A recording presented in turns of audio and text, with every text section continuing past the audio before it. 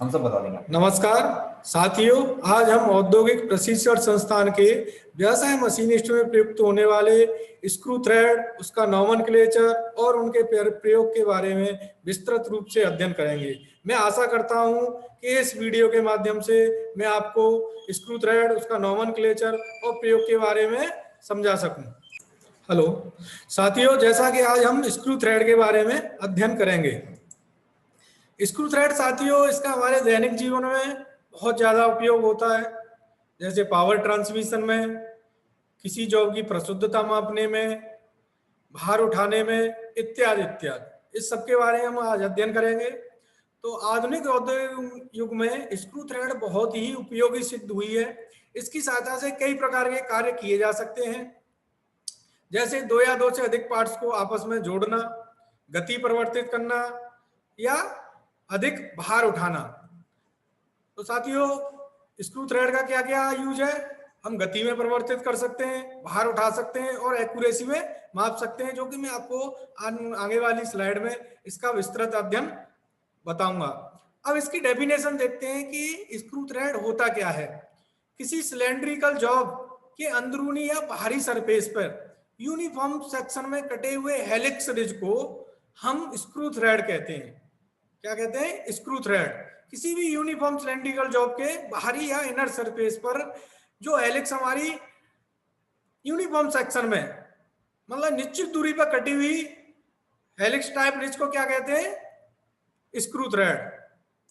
अब हम देखते हैं, जैसे निम्नांकित स्लाइड में आपको स्क्रू थ्रेड को बताया गया, एक सिलेंड्रिकल जॉब है, उस पर समान दूरी पर स्क्रू थ्रेड का आइडेंटिफाई करके बताया गया है आपको कि किस प्रकार से स्क्रू थ्रेड दिखाई देती है।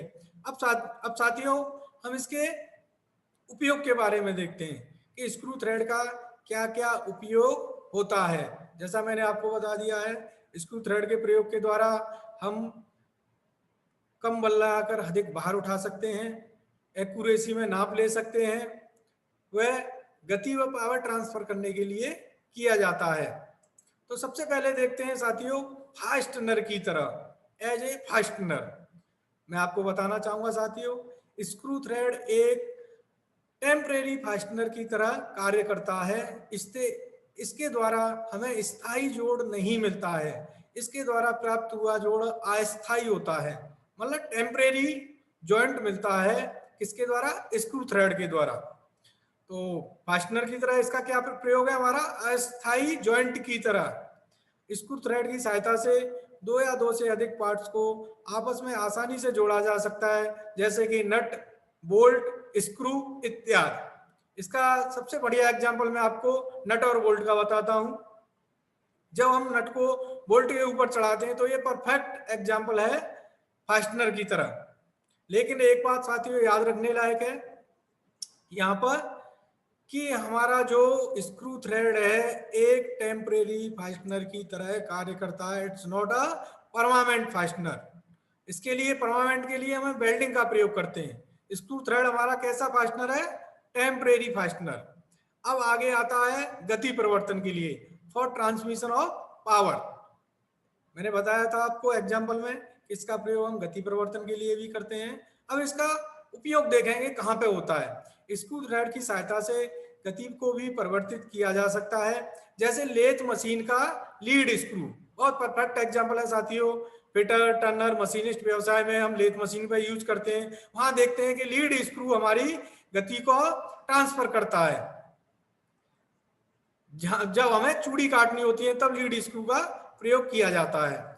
अब नेक्स्ट साथियों, मैंने आपको बताया था भार उठाने के लिए, फॉर लिफ्टिंग लोड। साथियों, स्क्रू थ्रेड का प्रयोग हम भार उठाने के लिए भी करते हैं और स्क्रू थ्रेड के द्वारा कम बल लगाकर हम अधिक से अधिक भार उठा सकते हैं। इसका सीधा एग्जांपल होता है स्क्रू जैक, जैसा कि आप दैनिक जीवन में भी उपयोग करते होंगे।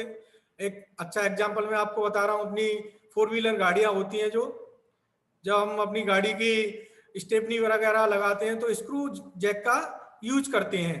तो ये स्क्रू थ्रेड का क्या उपयोग हुआ? कम बल लगाकर अधिक से अधिक भार को आसानी से उठाया जा सकता है स्क्रू थ्रेड की सहायता से। इसका सबसे सटीक उदाहरण है स्क्रू जैक। अब नेक्स्ट है साथियों, परिशुद्ध माप लेने के लिए, फॉर एक्यूरेट मेजरमेंट। जैसा कि मैंने आपको पहले भी उदाहरण में बताया था कि इसके द्वारा हम एक्यूरेसी में माप लेते हैं। तो उसका प्रयोग कहाँ करते हैं हम? माइक्रोमीटर में। जैसा साथियों आप जानते होंगे, माइक्रोमीटर खुद नट एंड बोल्ट के सिद्धांत पर ही कार्य करता है। किसके सिद्धांत पर कार्य करता है? Nut and screw. दी हुई स्लाइड के फिगर में आप माइक्रोमीटर को देख पा रहे होंगे, जिसमें 0 से 25 mm तक की माप ये एक्यूरेसी के साथ ले सकता है। और यहाँ ध्यान देने वाली बात कौन सी है साथियों? माइक्रोमीटर स्वतः नट और बोल्ट के सिद्धांत पर ही कार्य करता है। तो स्क्रू थ्रेड की सहायता से शुद्धता में माप भी आसानी से ली जा सकती है, जैसे कि माइक्रोमीटर। तो माइक्रोमीटर दिखाया गया है साथियों, इसके थोड़ा सा मैं आपको संक्षिप्त में बता देता हूं। दिए हुए माइक्रोमीटर में जो फ्रेम टाइप लग रहा है वो जो ये चीज दिखाई दे रही है 0 से 25 लिखा हुआ है, ये इसका फ्रेम होता है, ये इसका एनुअल होता है, ये इसका स्पिंडल होता है, पीछे इसके बैरल होता है और नेक्स्ट पॉइंट पे इसके रेचेट होता है। तो साथियों स्क्रू जैक के द्वारा हम एक्यूरेसी में माप भी ले सकते हैं। इसका सबसे सटीक उदाहरण है माइक्रोमीटर या स्क्रू गेज। माइक्रोमीटर का अन्य नाम हम स्क्रू गेज के नाम से भी जानते हैं। अब साथियों हम स्क्रू थ्रेड की पारिभाषिक शब्दावली के बारे में अध्ययन करेंगे, टर्मिनोलॉजी ऑफ स्क्रू थ्रेड। साथियों स्क्रू थ्रेड के कई नोमेनक्लेचर होते हैं, जिनमें मुख्यतः major dia, minor dia, root, crest, flank, helix angle, thread angle, axis, ये सारे होते हैं। अब साथियों आने वाली स्लाइडों में मैं आपको इनके बारे में स्पष्ट तौर पर समझाऊंगा। तो सबसे पहले आता है हमारा एक्सटर्नल थ्रेड। एक्सटर्नल थ्रेड क्या होती है साथियों? जैसा आप इसके नाम से ही समझ रहे होंगे, बाहरी चूड़ियां। बाहरी मतलब आउटर सरफेस। किसी भी सिलेंड्रिकल जॉब या अन्य जॉब के आउटर सरफेस पर जो थ्रेड बनाई जाती हैं उनको हम एक्सटर्नल थ्रेड कहते हैं। जो चूड़ियां किसी सिलेंडर के बाहरी सतह पर काटी जाती हैं उन्हें बाहरी चूड़ियां कहते हैं। ये इसकी डेफिनेशन होती है। अगर हम कोई सिलेंड्रिकल जॉब ले लें लेथ मशीन पर या किसी मशीन पर हम चूड़ी काटें, तो जो आउटर सरफेस पर चूड़ी काटी जाती है दैट्स कॉल्ड एक्सटर्नल थ्रेड। उनको हम क्या बोलते हैं? बाहरी चूड़ियां। आपको दिए हुए फिगर में बाहरी चूड़ियों को दिखाया गया है, जिसमें major dia, minor dia, pitch dia, screw thread, screw external thread, ये सारी चीजें दिखाई हुई हैं। ये इनके बारे में विस्तृत जानकारी आपको नेक्स्ट स्लाइडों में प्राप्त होगी, लेकिन इसमें आपको स्लाइड के माध्यम से और चित्र के माध्यम से उचित रूप से एक्सटर्नल थ्रेड को दिखाया गया है। किसी भी जॉब के आउटर सरफेस पर बने हुए थ्रेड को क्या कहते हैं? External thread. तो एक्सटर्नल थ्रेड किसे कहते हैं साथियों? किसी भी जॉब के आउटर सरफेस या बाहरी सतह पर बनी हुई चूड़ियों को एक्सटर्नल थ्रेड कहते हैं। अब आता है हमारा अंदरूनी चूड़ियां, इंटरनल थ्रेड। जैसा कि इसके नाम से ही हमें महसूस हो रहा है, किसी भी पार्ट या जॉब के अंदरूनी यानी कि भीतरी आंतरिक सिरे में जो भी चूड़ियां बनी हुई होंगी उसको क्या बोलेंगे? Internal thread. इसकी डेफिनेशन क्या होती है ये पढ़ते हैं हम। जो चूड़ियां किसी सिलेंडर के अंदरूनी सतह पर काटी जाती हैं उन्हें अंदरूनी चूड़ियां कहते हैं। जैसा कि साथियों डेफिनेशन से विदित हो रहा है कि इसकी परिभाषा इसके पहले शब्द में ही छुपी हुई है। क्या शब्द है? अंदरूनी, मतलब आंतरिक सिरे पर जो चूड़ियां काटी जाती हैं उसको इंटरनल थ्रेड कहते हैं। चित्र में आपको इंटरनल थ्रेड को समझाया गया है, आप देख पा रहे होंगे स्पष्ट तौर पर। तो इंटरनल थ्रेड क्या होंगी? किसी भी सिलेंड्रिकल जॉब या होलो जॉब के इंटरनल सरफेस पर काटी गई चूड़ियों को आंतरिक चूड़ी कहते हैं। अब साथियों मैंने आपको पहले बताया था नोमेनक्लेचर ऑफ थ्रेड, उसमें एक मेजर डायामीटर भी बताया था। तो मेजर डायामीटर क्या होता है? यह किसी स्क्रू थ्रेड का सबसे बड़ा व्यास होता है। बाहरी चूड़ियां जैसे बोल्ट, स्क्रू में इसको आउटसाइड डायामीटर और अंदरूनी चूड़ियां जैसे नट में इसको फुल डायामीटर कहते हैं। ये तो रही इसकी परिभाषा। अब मैं आपको दी हुई स्लाइड के चित्र में मेजर डायामीटर के बारे में समझाऊंगा। जैसे कि आप स्पष्ट तौर पर देख पा रहे होंगे, हमने आरेख के द्वारा मेजर डायामीटर को स्पष्ट तौर पर बताया गया है। एक डॉटम लाइन है, एक बॉटम लाइन, एक अपर लाइन है, एक बॉटम लाइन है। दोनों को मिलाने वाली रेखा को किससे परिभाषित करते हैं? मेजर डायामीटर से। तो मेजर डायामीटर किसी भी स्क्रू थ्रेड में सबसे बड़ा व्यास होता है। यह स्क्रू थ्रेड का क्या है, सबसे बड़ा व्यास होता है। भारी चूड़ियों में इसको आउटसाइड डायामीटर बोला जाता है और अंदरूनी चूड़ियों में इसको फुल डायामीटर बोला जाता है। जैसा कि अभी हमने पढ़ा था एक्सटर्नल थ्रेड, तो एक्सटर्नल थ्रेड के केस में मेजर डायामीटर को हम आउटसाइड डायामीटर और अंदरूनी चूड़ियों के केस में इसको फुल डायामीटर बोलेंगे। तो साथियों, आपको दी स्लाइड में मेजर डायामीटर को स्पष्ट तौर पर समझाया गया है स्लाइड के माध्यम से।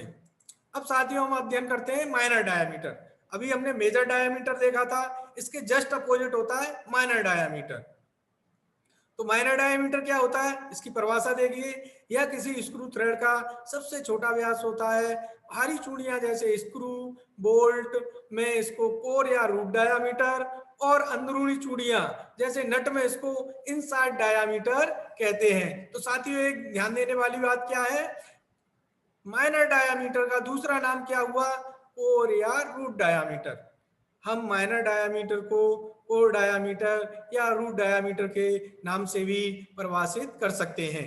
या आपके एग्जाम में ये पूछने को आ सकता है कि चूड़ी का सबसे छोटा व्यास कौन सा होता है, तो आप समझ जाएंगे कोर या रूट डायामीटर अगर प्रश्न में दिया हुआ है तो दैट्स कॉल्ड माइनर डायामीटर। तो यह किसी स्क्रू थ्रेड का सबसे छोटा व्यास होता है। अब साथ ही आपको निम्नलिखित स्लाइड के चित्र में स्पष्ट तौर पर माइनर डायामीटर को समझाया गया है। जैसा कि आप निम्नलिखित स्लाइड में देख पा रहे होंगे, एक बॉटम है, एक अपर है, उन दोनों को मिलाने वाली रेखा क्या कहलाती है, माइनर डायामीटर। तो एक्सटर्नल थ्रेड के केस में इसको कोर या रूट डायामीटर बोला जाता है, और इंटरनल थ्रेड के केस में इसको इनसाइड डायामीटर बोला जाता है। एक और बात आपको ध्यान देने वाली है यहाँ पर कि माइनर डायामीटर को किस नाम से जान सकते हैं हम, कोर या root diameter in case of बाह्य चूड़ियां या एक्सटर्नल थ्रेड। अगर यही केस हमारे साथ आंतरिक या इंटरनल थ्रेड में होता है तो इसको हम बोलेंगे इनसाइड डायामीटर। नेक्स्ट आता है साथियों पिच डायामीटर। जैसा कि मैंने आपको बताया था, major diameter, minor diameter, pitch diameter, flank, ये सारे इसके मेन नोमेनक्लेचर होते हैं। उसी के अंतर्गत आता है पिच डायामीटर। साथियों, आपने पिच सर्कल के बारे में सुना हुआ होगा, जो कि एक इमेजिनरी सर्कल होता है। उसी के डाया को हम पिच डायामीटर बोलते हैं। यह डाया हमें मेजर और माइनर डायामीटर के बीच में या मध्य में मिलता है। तो पहले इसकी हम शब्द परिभाषा पढ़ते हैं। यह स्क्रू थ्रेड पर एक काल्पनिक डायामीटर होता है जो कि मेजर और माइनर डायामीटर के बीच में स्थित होता है। यदि मेजर डायामीटर से स्क्रू थ्रेड की अकेली गहराई घटा दी जाए तो पिच डायामीटर निकल आता है। साथियों, यहाँ एक ध्यान देने वाली बात क्या है, यार स्क्रू थ्रेड के मेजर डायामीटर से उसकी गहराई ही घटा दिया जाए, मतलब डेप्थ ऑफ थ्रेड, जो कि हम आगे वाली स्लाइड में पढ़ेंगे डेप्थ ऑफ थ्रेड क्या होती है। अगर major diameter minus depth of thread then we find pitch diameter. तो साथियों, पिच डायामीटर क्या होता है, एक इमेजिनरी डायामीटर होता है जो मेजर और माइनर डायामीटर के बीच में स्थित होता है। और इसको हम कैसे भी फाइंड और दूसरे तरीके कैसे फाइंड कर सकते हैं, इफ अगर हम मेजर डायामीटर से पिच की गहराई को घटा दें तो हमको क्या मिलता है, पिच डायामीटर। अब आपको निम्न स्लाइड के चित्र में पिच डायामीटर को दिखाया गया है। इसमें हम स्पष्ट तौर पर देख पा रहे हैं कि मेजर और माइनर डायामीटर के बीच में हमको एक डाया मिला हुआ है जिसको हम पिच डायामीटर कहते हैं। और एक ध्यान देने वाली बात है, अगर आपको प्रश्न में पूछा जाता है कि निम्नलिखित चूड़ी के हिस्सों में से कौन सा भाग काल्पनिक होता है, तो आपका कौन सा होता है, पिच डायामीटर। नेक्स्ट साथियों देखते हैं एक्सिस। एक्सिस या अक्ष क्या होती है। जैसे साथियों मैंने बताया था, किसी सिलेंड्रिकल जॉब पर जब हम चूड़ी काटते हैं तो जॉब के सेंटर पॉइंट से और जितने भाग तक चूड़ी काटी गई है उस पर एक सेंटर से और जहां तक चूड़ी काटी है उस पर एक रेखा खींचे, तो वह रेखा क्या कहलाती है, उस जॉब के लिए उसकी एक्स या अक्ष या एक्सिस कहलाती है। मैं निम्नांकित चित्र में आपको स्पष्ट तौर पर समझा रहा हूं। देखिए, इसमें एक जॉब दी हुई है सिलेंड्रिकल, जिसके निश्चित दूरी तक चूड़ी काटी हुई है और उसके सेंटर से और चूड़ियों के जहां तक काटी हुई है वहां तक एक रेखा खींची हुई है, जिसको हम क्या बोलते हैं, एक्सिस। अब इसकी परिभाषा क्या है, किसी स्क्रू के बीचों बीच सेंटर से स्क्रू की पूरी लंबाई तक गुजरती हुई सीधी रेखा को अक्ष कहते हैं। तो साथियों एक्सिस क्या होती है, किसी सिलेंड्रिकल जॉब या राउंड जॉब के सेंटर से जिस हिस्से तक चूड़ियां काटी जाती हैं वहां तक एक सीधी गुजरती हुई रेखा को एक्सिस कहते हैं, जो कि आपको निम्नलिखित चित्र में स्पष्ट तौर पर समझाई हुई है। अब आगे आता है साथियों पिच। पिच क्या होती है साथियों, स्क्रू थ्रेड में पिच एक इंपॉर्टेंट नोमेनक्लेचर में आता है। तो पिच क्या होती है मैं आपको निम्नलिखित चित्र में दिखा रहा हूं। आप देख पा रहे होंगे कि इसमें एक चूड़ी के पॉइंट से दूसरे चूड़ी के पॉइंट के बीच की दूरी को इससे दर्शाया गया है। किससे दर्शाया गया है, इससे दर्शाया गया है। तो हम इसकी डेफिनेशन देखते हैं। स्क्रू थ्रेड पर किसी चूड़ी के एक पॉइंट से दूसरी चूड़ी पर उसी के अनुरूप, साथियों यहाँ ध्यान देने वाली बात है, एक चूड़ी से और उसी के अनुरूप दूसरी चूड़ी के सेंटर के बीच की अक्षीय दूरी को अगर समानांतर माप लिया जाए तो वह चूड़ी का पिच कहलाता है। दूसरे और आसान शब्दों में इसकी डेफिनेशन हम इस तरह से भी दे सकते हैं। साधारण शब्दों में एक चूड़ी के सेंटर से दूसरी चूड़ी के सेंटर के बीच की दूरी को पिच कहते हैं। एक सेंटर से दूसरे सेंटर के बीच की दूरी को पिच कहते हैं, जैसा कि आपको स्लाइड में दिया हुआ है। यहाँ एक चूड़ी के सेंटर पे दूसरी चूड़ी के सेंटर के बीच की दूरी को पिच के द्वारा दिखाया गया है। इसे इंग्लिश के अल्फाबेटिक लेटर पी से प्रदर्शित या डिनोट किया जाता है। आगे आता है साथियों लीड। लीड क्या होती है, लीड की मैं परिभाषा बताता हूं आपको, उसके बाद में आपको विस्तृत तौर पर समझाऊंगा। स्क्रू थ्रेड एक चक्कर में जितनी दूरी तय करती है वह उसकी लीड कहलाती है। क्या कहलाता है, लीड। इसका सबसे बेस्ट एग्जांपल मैं आपको नट और बोल्ट का देता हूं। बोल्ट पर नट द्वारा एक चक्कर में, क्या, बोल्ट पर नट द्वारा एक चक्कर में जितनी दूरी तय की जाती है वह उसकी लीड कहलाती है। साथियों अब डिफरेंट टाइप की चूड़ियों के लिए उसकी लीड अलग अलग होती है। इट्स एक इस पर निर्भर करती है स्टार्टर पर, ये single start thread, double start thread, triple start thread और मल्टी स्टार्ट थ्रेड होती हैं। तो सिंगल स्टार्ट वाली चूड़ी में लीड और पिच बराबर होते हैं, डबल स्टार्ट वाली चूड़ी में लीड पिच से दुगनी हो जाएगी, अर्थात लीड बराबर स्टार्ट की संख्या मल्टीप्लाई बाई पी। अंग्रेजी के हम इसको एल, कैपिटल एल से दर्शाते हैं। तो एल बराबर पी मल्टीप्लाई बाई स्टार्टर की संख्या, नंबर ऑफ स्टार्ट। तो साथियों सिंगल स्टार्ट थ्रेड के लिए एल बराबर पी और डबल स्टार्ट थ्रेड के लिए जो कि सूत्र दिया हुआ है क्या हो जाएगा, स्टार्ट की संख्या 2 मल्टीप्लाई बाई पिच मतलब पी, एल बराबर क्या होगा 2p। ट्रिपल स्टार्ट थ्रेड के लिए क्या होगा, लीड बराबर स्टार्ट की संख्या यहाँ कितनी हो जाएगी ट्रिपल स्टार्ट थ्रेड में 3, तो स्टार्ट की संख्या 3 गुणा पी। इसकी सहायता से हम साथियों लीड भी निकाल सकते हैं। अगर हमको लीड दी हुई है और स्टार्ट की संख्या पूछ रहा है तो लीड दी हुई है, पिच दी हुई है और स्टार्ट की संख्या पूछ रहा है तो हम उसको भी निकाल सकते हैं। अगर लीड दी हुई है और स्टार्ट की संख्या दी हुई है तो हम उसकी सहायता से पिच भी निकाल सकते हैं। तो लीड का क्या फॉर्मूला होता है साथियों, लीड बराबर स्टार्ट की संख्या मल्टीप्लाई बाई पिच। आप निम्नांकित चित्र में लीड को स्पष्ट तौर पर देख पा रहे हैं और समझ पा रहे होंगे। आने नेक्स्ट लाइन में हमने देखो लीड को दर्शाया भी है, single start lead, double star lead और ट्रिपल स्टार लीड। आगे आता है साथियों क्रेस्ट। जैसा कि मैंने आपको पहले ही बताया था, क्रेस्ट, फ्लैंक, रूट, ये सारे इसके इंपोर्टेंट नोमेनक्लेचर होते हैं। उन्हीं में से एक है क्रेस्ट। क्रेस्ट क्या होता है इसकी परिभाषा में आपको बताता हूं। स्क्रू थ्रेड की दोनों साइडें ऊपर की ओर जिस सतह पर मिलती हैं उसे क्रेस्ट कहते हैं।